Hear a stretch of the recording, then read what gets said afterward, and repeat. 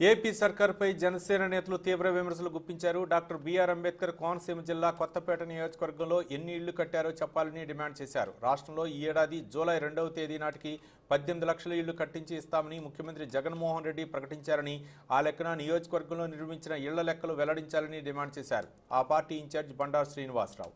రావులపాలెం శ్రీకృష్ణదేవరాయ కాపు కళ్యాణ మండపంలో ఆయన మాట్లాడుతూ జనసేన పార్టీ నాయకులపై ఎమ్మెల్యే చిర్ల జగ్గారెడ్డి చేసిన ఆరోపణలు ఖండించారు.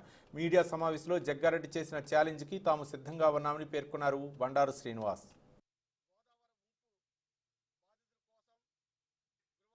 ఈ స్థలాలు ఎంతవరకు అందించారు, పట్టాలు ఎంతవరకు ఇచ్చారు, ఈ ఇల్లులు ఎంతవరకు కడుతున్నారని చెప్పి ఒక జగనన్న ఇల్లు పేదల కన్నీళ్ళు అనే ఒక కార్యక్రమం పెట్టడం అయితే జరిగింది.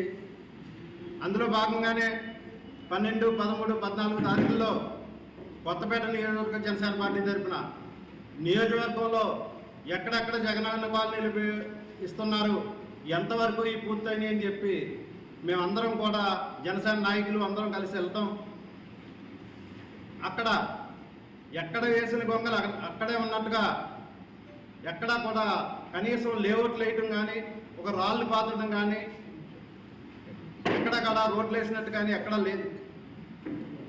ఇవన్నీ పరిశీలించి యాస్ట్రాక్ జగనన్న మోసం అని ఒక డిజిటల్ క్యాంపెయిన్ ద్వారా ఈ ప్రజలందరికీ చేసేటట్టుగా మేమందరం కూడా ఇది ప్రజలకు వెళ్ళేటట్టుగా చేయడంతో స్థానిక శాసనసభ్యులు జగ్గిరెడ్డి గారికి కొద్ది బాధ కలిగించిన